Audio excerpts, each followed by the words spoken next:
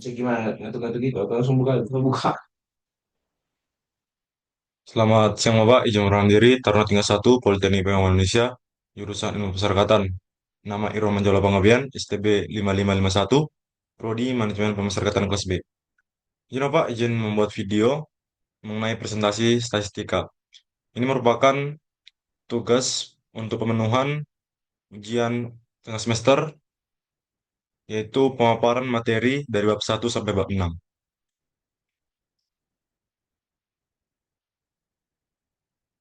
Yang pertama, kita itu akan mengetahui apa itu statistika. Statistika itu adalah ilmu yang mempelajari cara merancang, pengumpulan, pengolahan, analisis, dan penyajian data. Data tersebut diambil untuk mengambil sebuah keputusan. Setelah kita tadi mengetahui pengertian dari statistika, kita akan mengetahui jenis-jenis statistika itu. Yang pertama yaitu orientasi pembahasan, yang kedua jumlah variabel, yang ketiga asumsi mengenai distribusi populasi data, dan yang terakhir yaitu fase atau tujuan analisisnya. Oke, di sini pembagian jenis-jenis dari statistika itu juga ada. Yang pertama yaitu orientasi pembahasan. Dibagi menjadi dua, yaitu orientasi statistika matematis dan juga statistika terapan. Apa itu statistika matematis? Statistika matematis yaitu pemahaman model ataupun penurunan konsep serta rumus-rumus dari statistika itu sendiri. Contohnya yaitu analisis regresi. Yang kedua yaitu statistika terapan.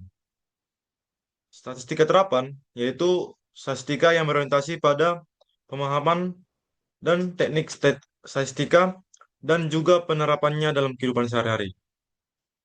Seperti contohnya statistika sosial. Oke, untuk jenis yang kedua yaitu jumlah variabel terikat. Bagi juga menjadi dua, yaitu statistika univarian dan statistika multivarian. Statistika univarian yaitu statistika yang teknik analisisnya itu melibatkan hanya satu data variabel terikat. Sedangkan multivarian itu melibatkan lebih dari satu variabel terikat. Jenis yang ketiga yaitu populasi data yang dianalisis. Ini juga dibagi menjadi tiga, dibagi menjadi dua, yaitu statistika parametrik dan statistika non-parametrik. Statistika parametrik yaitu statistika yang didasarkan pada model distribusi normal. Sedangkan statistika non-parametrik yaitu adalah statistika yang didasarkan pada model distribusi non-formal. Yang keempat yaitu tujuan analisisnya. Menurut tujuan analisisnya, statistika itu dibagi menjadi dua, yaitu statistika deskriptif dan statistika induktif. Statistika deskriptif yaitu model untuk menggambarkan data yang telah dikumpulkan menjadi sebuah informasi. Jadi data itu dikumpulkan untuk hasilnya itu menjadi sebuah informasi. Dan statistika induktif yaitu statistika yang metode untuk menganalisis data menjadi sebuah kesimpulan. Setelah kita mengetahui jenis-jenis dari statistika, kemudian kita akan beralih ke pembagian data menurut sifatnya, menurut sumbernya, menurut cara memperolehnya, dan menurut waktu pengumpulannya. Menurut sifatnya, data dibagikan menjadi data kualitatif dan data kuantitatif. Data kualitatif yaitu berdasarkan hasil dari data tersebut, sedangkan kuantitatif berorientasi pada jumlah, angka, ataupun besaran dari data tersebut. Yang kedua yaitu pembagian data menurut sumbernya. Itu ada dua, internal dan eksternal. Dari namanya aja kita sudah mengetahui kalau internal itu data yang bersumber dari dalam suatu kegiatan organisasi ataupun perusahaan. Contohnya itu data tentang aktivitas perusahaan. Sedangkan eksternal yaitu data yang bersumber dari luar organisasi perusahaan ataupun media. Contohnya data yang dihimpun oleh Bank Indonesia, data yang dihimpun oleh BPS, dan lain-lain. Yang ketiga itu pembagian data menurut cara memperolehnya. Itu juga dibagi menjadi dua, yaitu data primer dan data sekunder. Data primer yaitu data yang dihasilkan pada pokok ataupun hasil yang sesungguhnya, seperti wawancara langsung ataupun kuesioner. Sedangkan yang kedua yaitu sekunder, di mana data tersebut didapat dari hasil yang dibuat oleh lembaga lain ataupun di luar dari perusahaan, organisasi, ataupun lembaga. Seperti data yang dihimpun oleh BPS, seperti pada data sekunder yang tadi kita sudah jelaskan. Oke, yang keempat yaitu waktu pengumpulan. Dibagi juga menjadi dua, yaitu data berkala dan cross-section. Data berkala yaitu data yang dikumpulkan dari waktu ke waktu. Sedangkan cross-section yaitu data yang dihimpun atau dikumpulkan dari suatu periode tertentu. Oke. Kemudian kita akan beralih ke skala pengukuran. Skala pengukuran itu ada empat, yaitu skala nominal, skala ordinal, skala interval, dan skala rasio. Setelah kita semua telah mengerti pembagian jenis dari data ataupun penyajian data, selanjutnya kita akan beralih ke bagaimana cara pengambilan data. Ada dua tipe pengambilan data yang ada, yaitu yang pertama sensus. Sensus itu yaitu cara pengumpulan data dari seluruh elemen populasi yang diselidiki satu persatu. Sedangkan yang kedua yaitu sampling, yaitu cara pengumpulan data apabila yang diselidiki adalah elemen sampel tertentu dari sesuatu populasi. Oke, kita akan masuk kepada materi yang pertama, yaitu pengukuran nilai pusat data. Apa sih itu pengukuran nilai pusat data? Pengukuran nilai pusat data adalah metode statistik untuk meringkas sekumpulan data dengan suatu nilai yang mempresentasikan pusat atau nilai tengah dari data tersebut, seperti rata-rata, median, modus, dan fraktil. Oke, yang pertama kita tuh akan masuk ke rata-rata atau biasa disebut dengan mean. Rata-rata atau biasa disebut dengan mean adalah nilai rata-rata dari data yang ada. Rata-rata dihitung dari populasi yang diberi simbol mu. Kemudian rata-rata dan sampel diberi simbol X, disebut dengan X bar. Oke, untuk rumus bentuk umumnya yaitu rata-rata hitung sama dengan jumlah semua data nilai per jumlah data. Oke, kita akan masuk ke contoh soal yang pertama. Rata-rata yang digunakan untuk data tunggal. Oke, di sini ada contoh soal, hitunglah rata-rata hitung dari nilai berikut, 7, 6, 3, 4, 8, dan 8. Oke, untuk penyelesaiannya, kita itu yang pertama mengumpulkan atau mengurutkan data ataupun menjumlahkan berapa sih data yang ada. Dari sini kita sudah mengetahui bahwa datanya itu berjumlah 6. Oke, kemudian kita masukkan ke dalam rumus X bar sama dengan sigma X per N. Kita jumlahkan semua data. 7 tambah 6 tambah 3 tambah 4 tambah 8 per N. Jadi kita hasil penjumlahan data yaitu 36 per 6. Hasilnya adalah 6. Jadi rata-rata dari penghitungan data tersebut adalah 6. Oke, untuk yang bagian kedua itu rata-rata untuk data berkelompok. Untuk data berkelompok memiliki perbedaan rumus dari rata-rata data kelompok tunggal, data tunggal. Untuk rumusnya yaitu X bar sama dengan sigma fx per sigma f. X disimbolkan dengan titik tengah interval dari suatu kelas dan F-nya itu adalah frekuensi dari kelas tersebut. Oke, kita langsung masuk ke contoh soal. Hitunglah rata-rata dari data tabel berikut.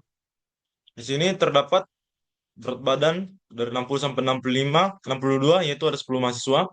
63 sampai 65 ada 25 mahasiswa. 66 sampai 68 ada 32 mahasiswa. Ada 69 sampai 71 ada 15 siswa dan Terakhir 72 sampai 74 ada 18 siswa. Oke, untuk penyelesaiannya kita masukkan ke dalam rumus. Yaitu X bar sama dengan Fx per F sama dengan kita jumlahkan semua orang yang ada dalam kelas tersebut, yaitu 6.718 per jumlah datanya, jumlah orang yang ada dalam kelas yaitu 100 orang. Jadi dari rata-rata data kelompok tersebut adalah 67,18. Materi yang kedua yaitu median atau nilai tengah. Median itu adalah nilai tengah dari data yang telah diurutkan. Median sering pula disebut dengan rata-rata posisi dan disimbolkan dengan M atau MD. Yang pertama yaitu untuk median data tunggal. Disimbolkan atau dirumuskan dengan ME atau M sama dengan XN per 2. Itu untuk data ganjil. Dan yang kedua itu ME sama dengan XN per 2 ditambah XN per 2 tambah 2 per 2 per 2 untuk data genap. Dan untuk data berkelompok ada juga perbedaan rumus, yaitu M sama dengan B plus 1/2N dikurang sigma F sigma F2 kali 0 per F sama dengan ME dikali C. Itu keterangannya B itu sama dengan tepi bawah kelas median. N itu jumlah frekuensi. Sigma F2 kali 0 itu jumlah frekuensi kelas sebelum kelas median. C-nya itu panjang internal kelas dan FME sama dengan frekuensi kelas median. Untuk contoh soal kita masuk tentukan median dari tabel satu berikut. Sini sudah tertera tabelnya. Yang pertama yang kita lakukan itulah jumlah frekuensinya. Jumlah frekuensi dari kelas tersebut adalah 100 orang. Jadi untuk jumlah frekuensi aslinya itu 1/2 dikali N, yaitu 1/2 kali 100 sama dengan 50. Untuk kelas mediannya, sigma F2 kali 0 lebih besar sama dengan setengah N. Jadi F1 ditambah F2 tambah F2 lebih besar atau sama dengan setengah N. Jadi kelas median adalah kelas ketiga dari data tersebut, di mana dari berat badan yang tertera, berarti kelas mediannya itu adalah kelas dengan berat badan 66 sampai 68 kilogram. Kita masukkan ke dalam rumus. ME sama dengan B plus 1/2N dikurang sigma F 2 kali 0 per FME dikali C. Kita masukkan dan hasilnya adalah 66,406. Itu adalah merupakan median dari data tersebut.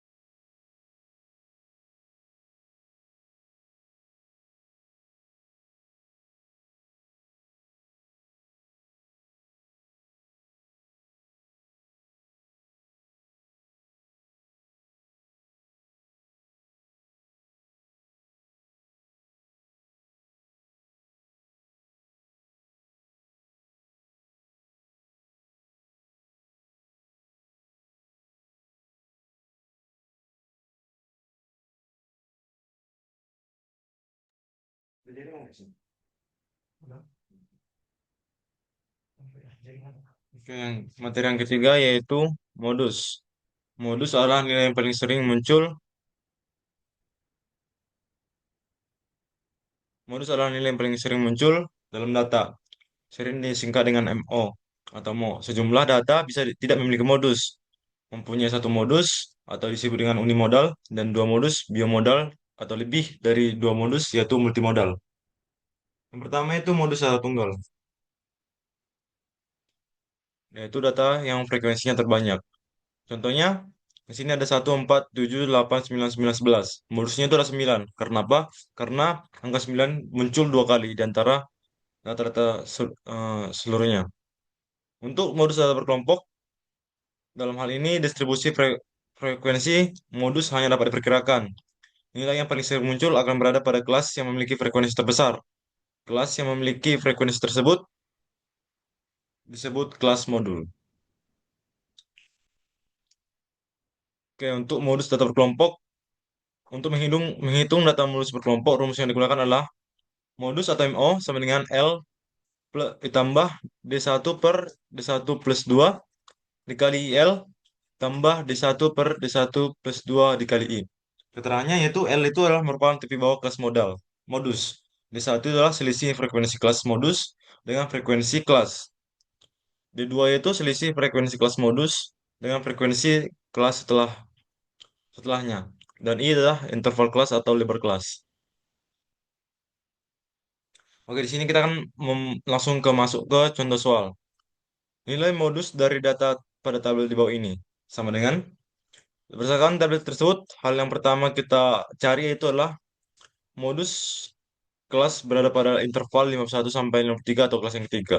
Jadi, modus dari kelas ini ber- terdapat pada kelas yang ketiga yaitu 51 sampai 55, frekuensinya 35. Karena apa? Karena paling banyak datanya itu di kelas yang ketiga. Yang kedua itu tentukan tepi bawah kelas modus, yaitu TB sama dengan 51 dikurang 0,5 sama dengan 50,5. Itu karena tepi bawahnya itu adalah 51. Jadi kita kurangi 0,5 hasilnya dari 50,05. Yang ketiga itu kita cari D1-nya sama dengan 35 dikurang 14 sama dengan 21. Oke, 35 dikurang 12. Ini dapat dari pengurangan 35 dikurang 14 sama dengan 21. Yang keempat yaitu tentukan D2-nya. D2-nya itu 35 dikurang 21 sama dengan 14. Dan yang terakhir kita tuh harus tentukan interval kelas C dari 55,5 dikurang 50,5. Hasilnya 5. Hasilnya 5. Oke, data-data ataupun hasil yang kita sudah cari tadi kita masukkan ke dalam rumus. Maka MO sama dengan 50,5 ditambah 21 per 21 tambah 15 dikali 5. Oke, kita masuk ke materi yang keempat, disebut dengan fraktil. Fraktil itulah nilai-nilai yang membagi seperempat data yang telah terurut menjadi bagian yang sama. Fraktil itu ada pembagiannya. Yang pertama itu adalah kuartil. Kuartil itu membagi data menjadi empat bagian yang sama. Terdapat tiga jenis kuartil, yaitu kuartil bawah, kuartil tengah, dan kuartil atas. Kuartil data tunggal disimbolkan dengan Q1. QI sama dengan nilai ke I N plus 1 per 4. Kuartil data berkelompok ada juga pembedaannya, pembedaan pada rumusnya, yaitu QI sama dengan BI plus IN plus 4 per 4 dikurang X sigma FI per FQI dikali C. Oke, untuk BI itu disimbolkan sebagai di bawah kelas kuartil. N itu sebagai jumlah semua frekuensi. Sigma FI kali 0 itu adalah jumlah frekuensi semua kelas sebelum kelas kuartil. Dan yang terakhir itulah kelas panjang interval. C disimbolkan dengan C. Dan FQI sama dengan frekuensi kelas kuartil. Yang kedua yaitu desil. Desil itu adalah seperangkat data yang dibagi menjadi 10 bagian yang sama. Dan yang ketiga itu persentil, yaitu membagi seperangkat data menjadi 100 bagian yang sama. Terdapat 99 jenis persentil, yaitu desil pertama hingga desil ke-99. Oke, kita masuk ke contoh soal dari tiga pembagian dari fraktil. Yang pertama, dari tabel ini kita diminta untuk mencari kuartil kedua, desil keempat, dan persentil ke-30. Oke, yang pertama kita akan mencari kuartil kedua.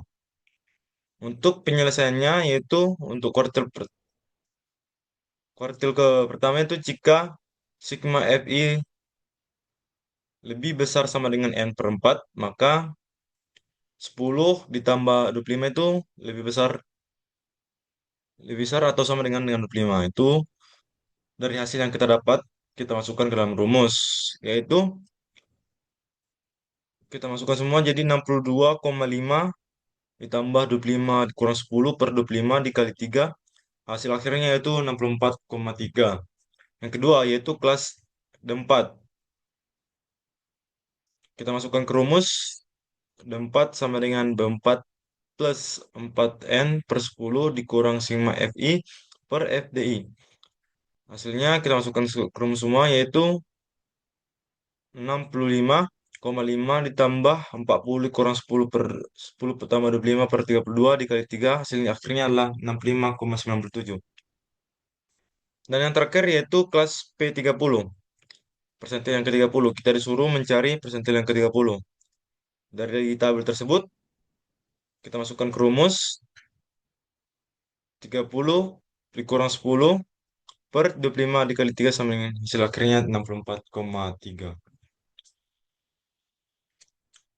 Oke, kita masuk ke bab 3, yaitu ukuran penyebaran data. Ukuran penyebaran data adalah menyatakan seberapa jauh penyimpangan nilai-nilai data dari nilai pusatnya. Itu ada empat pembagian. Yang pertama range, deviasi rata-rata, variance, standar deviasi. Itu untuk data tunggal, data kelompok dari masing-masing jenis. Oke, kita masuk untuk materi yang pertama. Range atau jangkauan. Rumusnya R sama dengan X max sama dikurang X min. Pertama kita tahu dulu apa pengertian dari range. Range itu adalah ukuran yang menyatakan seberapa jauh penyimpangan nilai-nilai data dari nilai-nilai pusatnya. Jadi kita masuk ke dalam contoh soal.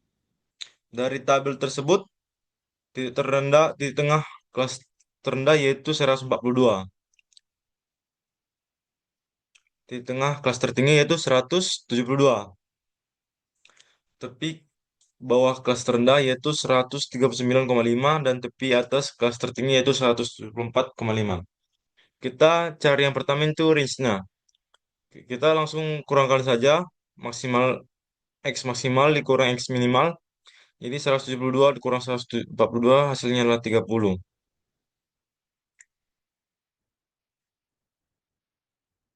Oke, kita masuk ke materi yang kedua yaitu deviasi. Deviasi itu adalah nilai rata-rata hitung dari nilai mutlak antara nilai pengamatan dengan nilai rata-rata hitungnya. Rumusnya itu MD sigma lama mutlak X dikurang X bar per N.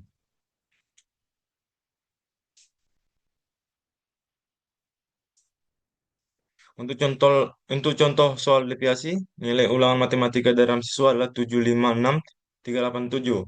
Kita akan dicari deviasi rata-ratanya. X bar sama dengan 7 tambah 5, kita jumlahkan semuanya, dan kita masukkan ke rumus. Hasilnya 8 per 6, 8 bagi 6 sama dengan 1,33. Untuk yang ketiga itu varians. Dirumuskan dengan S2 sama dengan sigma X dikurang X per pangkat 2 per N dikurang 1. Varians itu merupakan rata-rata hitung deviasi kuadrat. Setiap data terhadap rata-rata hitungnya. Terdapat dua perhitungan yaitu sampel besar dan sampel kecil.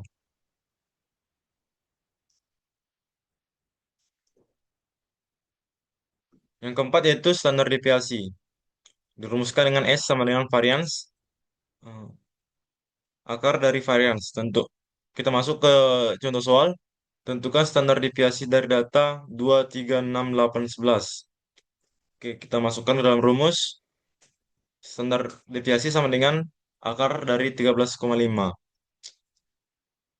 sama dengan 3,67.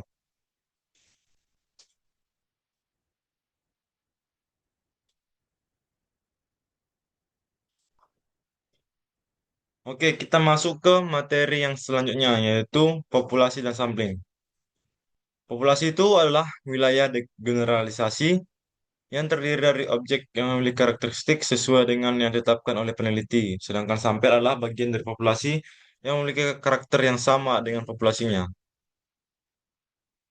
Ada dua teknik pengambilan sampel, yaitu probability sampling dan non-probability sampling. Dari masing-masing ini juga terdiri dari pembagiannya. Probability sampling itu dibagi menjadi 6, yaitu simple random, proportionate sacrified, disproportion sacrifice, dan yang terakhir itu cluster.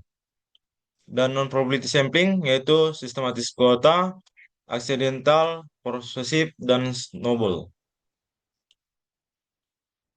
Oke, yang pertama itu simple random sampling. Simple random sampling itu merupakan teknik pengambilan sampel yang memberikan kesempatan yang sama kepada populasi untuk dijadikan sampel. Syarat untuk dapat dilakukannya teknik random sampling adalah anggota populasi tidak memiliki strata sehingga relatif homogen. Yang kedua itu adanya kerangka sampel yaitu merupakan daftar elemen-elemen populasi yang dijadikan dasar untuk pengambilan sampel. Oke, untuk lebih sederhananya kita dapat melihat ilustrasi di bawah ini.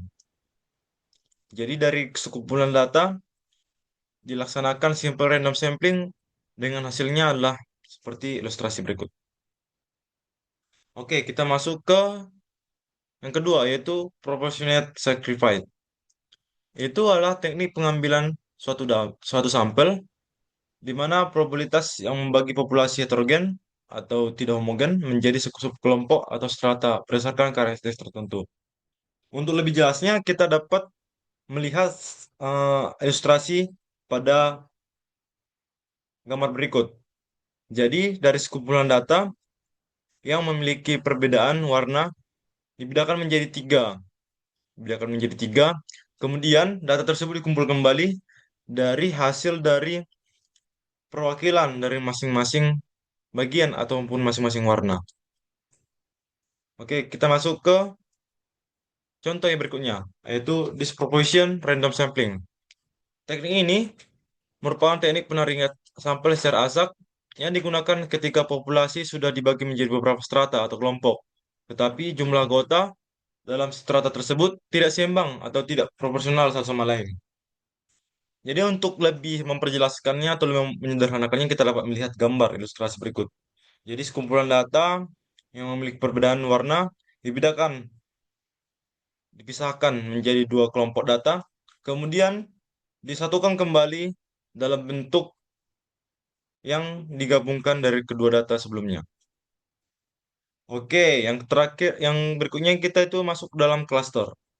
Pada prinsipnya, teknik cluster itu, cluster sampling itu hampir sama dengan teknik sacrifice. Hanya saja yang membedakan adalah jika pada sacrifice, anggota populasi dalam satu strata relatif homogen, sedangkan pada cluster sampling, anggota dalam satu cluster bersifat heterogen. Untuk lebih jelasnya, kita dapat melihat gambar-gambar. Yang berikutnya itu adalah snowball sampling. Snowball sampling itu adalah teknik pengambilan sampel yang pada mulanya jumlah kecil, tetapi makin lama makin banyak. Berhenti sampai informasi yang didapatkan dilihat telah cukup. Jadi untuk menyederhanakan atau secara sederhananya kita dapat lihat pada gambar. Jadi dimulai dari data yang kecil. Da- Kemudian data tersebut dibagi atau dikembangkan menjadi beberapa data yang mendukung ataupun data berikutnya. Dan data-data ini akan berhenti apabila data tersebut dinilai telah cukup memberikan informasi. Nah, yang berikutnya itu adalah purpose shape. Inilah merupakan teknik penentuan sampel dalam penelitian dengan mempertimbangkan kriteria atau karakteristik tertentu yang relevan dengan tujuan penelitian, di mana penelitian secara sengaja memiliki subjek yang dianggap dapat memberikan data paling kaya dan spesifik, bukan secara asal. Demikian presentasi yang dapat saya berikan, pemaparan dari bab 1 sampai bab 6 pelajaran statistika. Sekian dan terima kasih. Assalamualaikum warahmatullahi wabarakatuh.